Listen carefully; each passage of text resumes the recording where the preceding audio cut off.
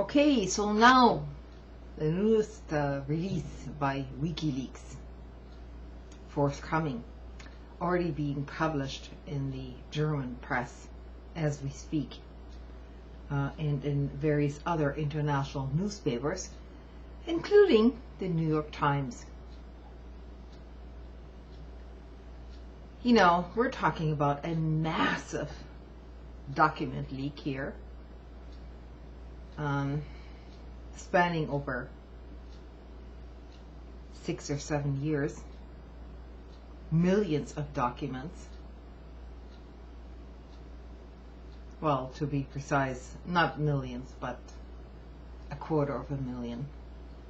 And so the average citizen doesn't have the patience to look through all these documents, learn the acronyms, and actually delve into it for themselves, because that requires a lot of research.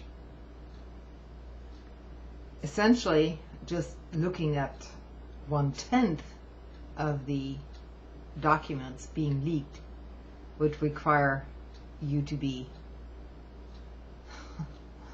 fully employed to actually look through this on a regular basis, 8 hours a day. That said, evidently WikiLeaks and Julian Assange still believes in the concept of a free and competitive press around the world, and he has taken a very smart approach in terms of pitting these commercial interests actually against each other.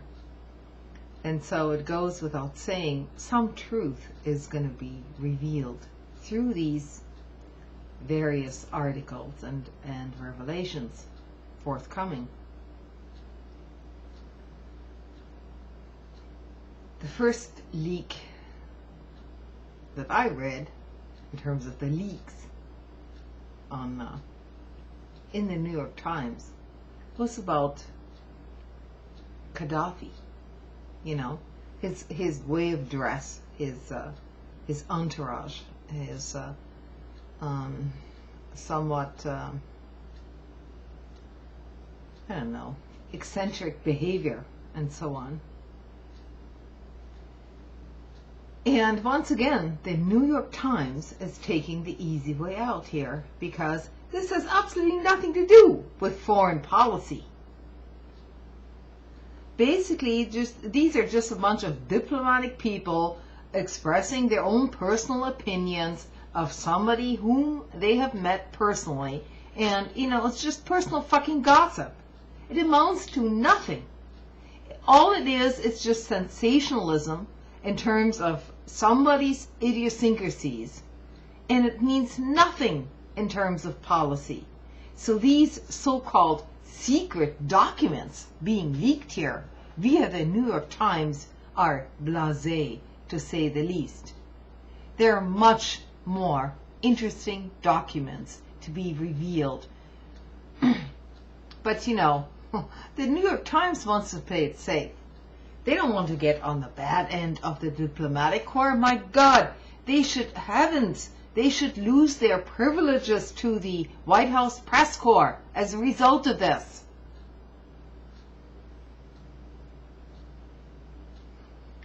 I mean, it's almost comical if you look at the discrepancy between these reports and the forthcoming reports from the European press, which will be probably a bit more detailed than that,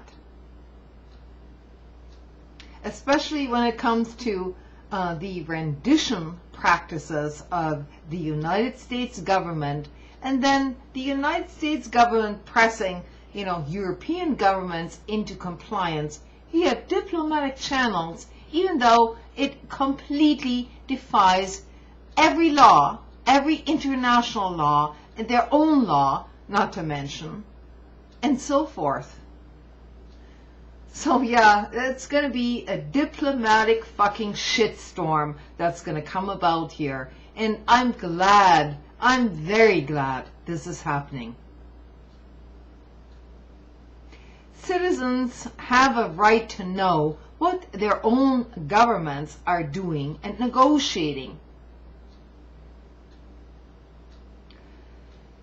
Now, there is a valid point to be made for some secret negotiations in terms of national security.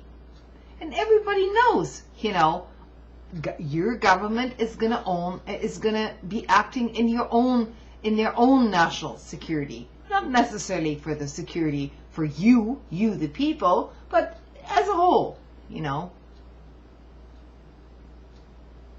Whether this benefits you or not is besides the point. And this is precisely what these documents are actually going to point out. The entire hypocrisy of this entire international sham. And I don't even know what the American government is so afraid of, because everybody is going to be implicated in this. Everybody. All national governments have their own national secrets, you see? But by bringing it all out in the open, maybe the people who actually live in these countries can see as to what is being done or not being done more accurately on their behalf. This, I think, is the importance of these WikiLeaks. And, it's just a matter of time before that website or the leaks are being shut down. This is going to go down the way of JFK, RFK, anybody else that wanted to actually bring some light, into the larger picture. It's a foregone conclusion. But as long as we have that privilege to know what the big lies are and the little lies, and how we're all being deceived at every turn, then it will hopefully bring people across the world together in some sort of consensus that possibly our governments are not acting in our own interests anymore.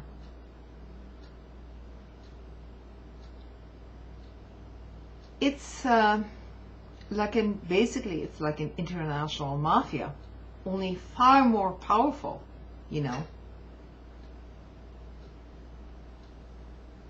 But once that kind of scheme gets exposed, then more and more globally, on a global level, people will become aware of it, and they will no longer play along with it. So, so be it. If there's going to be a shit storm in terms of diplomatic relations all across the globe, maybe those diplomats should think twice about handing out carrots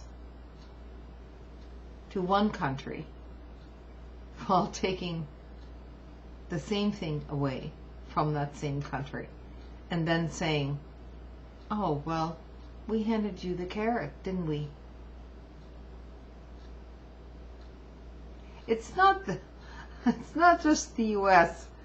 This goes on a global level. But you have to understand the intricacies and the personal relationships between diplomats and their friends and their non-friends and their enemies involved here. Because essentially, they're just as human as we are, and they're going to have to make pretty big mistakes. And those mistakes are not going to be publicized ever, unless WikiLeaks puts it out there.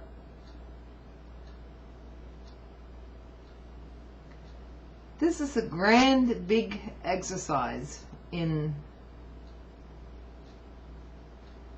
transparency all around, and it's going to embarrass many, many governments, including and especially the U.S. government and its foreign policy. It is all about duplicity and obfuscation and trying to cultivating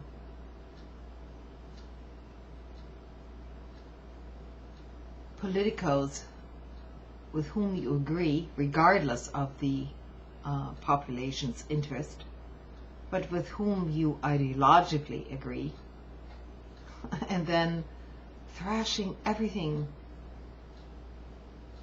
else.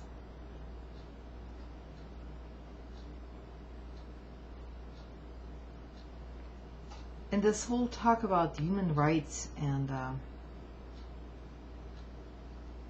upholding democracy and justice is going to be seen for what it is. Namely, it's a great big sham. And it's not just the U.S. government. There are many other governments involved in this. And, you know, the Soviets and the Russia aren't innocent in this either. Not at all. But it's hopefully going to cause a great big embarrassment for all governments, so that people can finally see what the hell is going on, and that there is no representation for the people.